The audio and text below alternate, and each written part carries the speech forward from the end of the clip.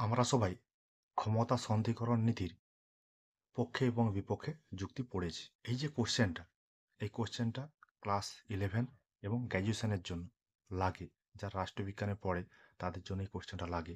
তবে আমরা ক্ষমতা সন্ধিকরণ নীতির পক্ষে এবং বিপক্ষে যুক্তিটি দেখেছি বা পড়েছি বা মুখস্থ করেছি। কিন্তু ক্ষমতা সন্ধিকরণ নীতি যে সংক্ষিপ্ত আলোচনা এবং তার সমালোচনাগুলি লিখো, এটা কিন্তু একটা অন্য টাইপের একটা কোশ্চেন।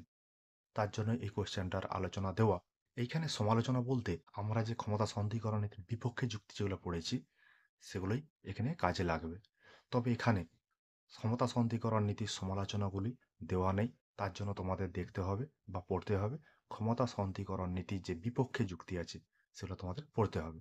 তবে আমাদের এইখানে আলোচনার যে ডেসক্রিপশন আছে সেইখানে ক্ষমতা সন্ধিকরণ নীতির পক্ষে বিপক্ষে যুক্তির যে আলোচনার ভিডিও সেটার লিংক দেওয়া থাকবে, তোমরা গিয়ে দেখতে পারো।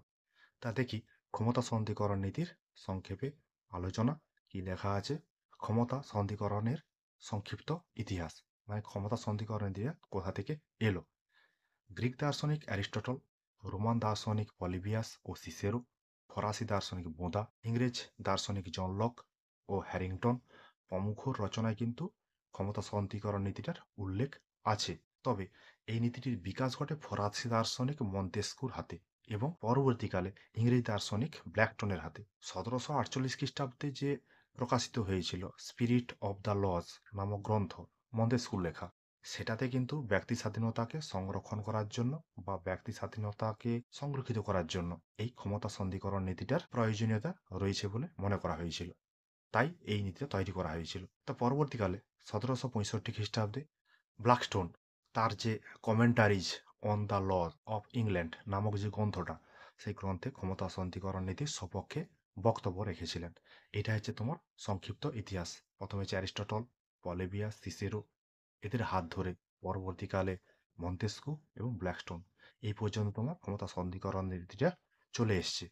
তারপরে আছে ক্ষমতা সন্ধিকরণ নীতির অর্থ। ক্ষমতা সন্ধিকরণ নীতির অর্থটা খুবই সোজা। সরকারের যে তিনটি বিভাগ আছে, তিনটি বিভাগ কি কি? শাসন বিভাগ, আইন বিভাগ আর বিচার বিভাগ। এই তিনটি বিভাগ যখন নিজ নিজ কাজ করবে, তার নিজের নিজের কাজ স্বাধীনভাবে করবে, একে অপরের বিষয়ে হস্তক্ষেপ করবে না বা নাক গলাবে না, তখন তাকে বলা হবে ক্ষমতা স্বতন্ত্রীকরণ নীতি। সরকারের কার্যাবলীকে তিনটা ভাগে ভাগ করা হয়েছে। কি কি? আইন প্রণয়ন সংক্রান্ত কাজ, শাসন সংক্রান্ত কাজ এবং বিচার সংক্রান্ত কাজ। তাহলে সরকারের যে তিনটি বিভাগ আছে, তিনটি বিভাগের তিন রকম কাজ। তাহলে এক বিভাগ অন্য বিভাগের কাজে হস্তক্ষেপ করবে না। এটা হচ্ছে ক্ষমতা সন্ধিকরণ নীতির অর্থ।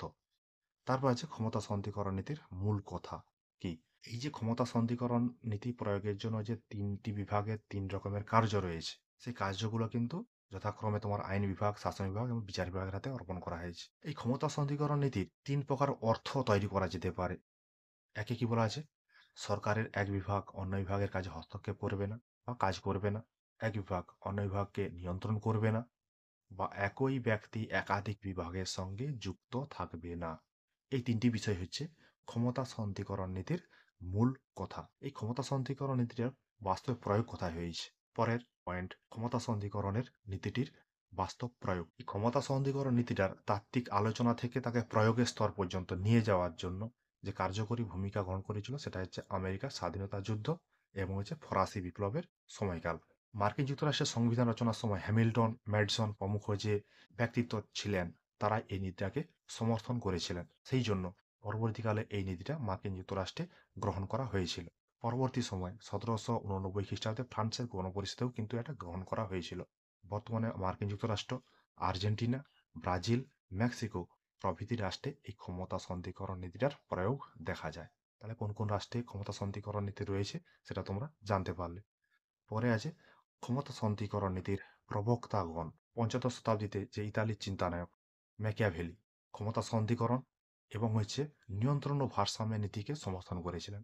আমাদের এই যে আলোচনা হচ্ছে, আলোচনার পরে কোনো না কোনো সময় একটা নিয়ন্ত্রণ ও ভারসাম্য নীতির উপরে একটা ছোট্ট আলোচনা থাকবে, দেখতে পারো তোমরা বা দেখবে। তবে এই ক্ষমতা সন্ধিকরণ নীতিটার যে একটা বলিষ্ঠ তত্ত্ব, সেটা প্রথম প্রতিষ্ঠা করেছিলেন কিন্তু মন্তেস্কু অষ্টাদশ শতাব্দীতে। তিনি বলেছিলেন যে ক্ষমতা সন্ধিকরণ নীতি যদি প্রয়োগ করা যায় তবেই তোমার হচ্ছে ব্যক্তি স্বাধীনতা রক্ষিত হবে। মানে ব্যক্তি স্বাধীনতা রক্ষা করার একটা কবচ হচ্ছে কি? রক্ষা কবচ এই ক্ষমতা সন্ধিকরণ নীতি হতে পারে। আমরা ক্ষমতা সন্ধিকরণ নীতি হতে পারে। আমরা স্বাধীনতার যে রক্ষা কবচ পড়ছিলাম সেখানে কিন্তু এই ক্ষমতা সন্ধিকরণ নীতিটা রয়েছে। তাহলে ক্ষমতা সন্ধিকরণ নীতির মাধ্যমে ব্যক্তি স্বাধীনতা রক্ষা করা যায়। সেই যে ক্ষমতা সন্ধিকরণ নীতিটা 1748 খ্রিস্টাব্দে মন্তেস্কু তার যে দ্য স্পিরিট অফ লস নামক গ্রন্থটা আছে সেখানে ক্ষমতা সন্ধিকরণ নীতিটা একটা তাত্ত্বিক রূপ দিয়ে দেন বা তাত্ত্বিক রূপ প্রদান করেন। এটা হচ্ছে তোমার ক্ষমতা সন্ধিকরণ নীতির প্রবক্তাগণ। তাহলে কে কে? Machiavelli, Montesquieu, Polybius, Cicero. প্রথমে পয়েন্টে পড়ছিলাম সেটা আবার ঘুরেই আছে এখানে। পরবর্তীকালে সেটা প্লাক্সটনের হাত ধরে তা বিকশিত হয়। তারপরে আছে ক্ষমতা সন্ধিকরণ নীতির প্রয়োজনীয়তা। তা ক্ষমতা সন্ধিকরণ নীতির প্রয়োজনীয়তা আগে বলা হয়েছে, আবার একবার দেখা যাক কি আছে। মন্তেস্কুর মতে যখন কোনো ব্যক্তি বা ব্যক্তি সংসদের হাতে একই সঙ্গে আইন প্রণয়নের কাজ, শাসন পরিচালনার ভার সব একসঙ্গে থাকবে, তখন কি হবে? সংসদটা কি হবে? স্বৈরাচারী হয়ে উঠবে, বা ওই ব্যক্তি বা ব্যক্তি সংসদটা আরো স্বৈরাচারী হয়ে উঠবে। ফলে কি হবে? ব্যক্তি স্বাধীনতা নষ্ট হবে। সেই জন্য বলা হচ্ছে আইন বিভাগ, শাসন বিভাগ এবং বিচার বিভাগ পরস্পর থেকে মুক্ত থাকবে। তাহলে কিন্তু ব্যক্তি তার ব্যক্তি স্বাধীনতা পেতে পারে। যদি শাসন বিভাগ, আইন বিভাগ, বিচার বিভাগ একসঙ্গে কাজ করে তাহলে কিন্তু বিপদ রাখার আর জায়গা থাকবে না। মানে ব্যক্তি স্বাধীনতা সংরক্ষণের জন্য ক্ষমতা সন্ধিকরণ নীতিটা দরকার বা প্রয়োজন। প্লাক্টন বলেছিলেন জনগণের যে সম্পত্তি আছে, জীবন আছে, স্বাধীনতা আছে, সেগুলোকে রক্ষা করার জন্য রয়েছে কি? সরকার। তবে সরকারে যদি স্বৈরাচারী হয়ে ওঠে তাহলে জনগণ যাবে কার কাছে? সেই জন্য ক্ষমতা সন্ধিকরণ নীতির পক্ষে মতামত দিয়েছিলেন প্লাক্সটন। ম্যাডিসন বলেছিলেন যদি একই হাতে সমস্ত ক্ষমতার কেন্দ্রীভবন ঘটে তাহলে সেটাকে স্বৈরাচারিতা সংজ্ঞা বলে অভিহিত করা যেতে পারে বা অভিহিত করা হবে। এটা গেল তোমার ক্ষমতা সন্ধিকরণ নীতির আলোচনা। তার আছে উপসংহার। উপসংহারটা কি আছে? পরিশেষে বলা যায় যে এই নীতি সমালোচনার ঊর্ধ্বে নয়, কারণ এই নীতি কার্যকর হলে এক বিভাগ অন্য বিভাগের উপর অযথা বাধা সৃষ্টি করবে, সরকার অচল হয়ে পড়বে, কেউ কারো কথা শুনবে না, এর মীমাংসা করার কোনো সহজ পথও থাকবে না। তার জন্য সহজ বিষয় কি? এক বিভাগ অন্য বিভাগের উপর হস্তক্ষেপ করবে না, বা নিজ বিভাগ নিজের কাজ করবে। ঠিক আছে? এটা হলো তোমার হচ্ছে আলোচনা। এইখানে যে আমরা কোশ্চেনটা দেখছিলাম সমালোচনা, ক্ষমতা সন্ধিকরণ নীতির আলোচনা এবং সমালোচনাগুলি লেখো। সমালোচনা এখানে লেখা নেই, তবে ক্ষমতা সন্ধিকরণ নীতির যে বিপক্ষে যুক্তি সেটাই তোমার হচ্ছে ক্ষমতা সন্ধিকরণ নীতির সমালোচনা। ঠিক আছে? এই যে আলোচনাটা হলো সেই আলোচনার ডেসক্রিপশনে ক্ষমতা সন্ধিকরণ নীতির বিপক্ষ যুক্তির যে আলোচনার ভিডিও সেটা দেওয়া থাকবে, তোমরা চাইলে দেখতে পারো। ঠিক আছে? তোমাদের জন্য আমার এই কিঞ্চিত প্রয়াস।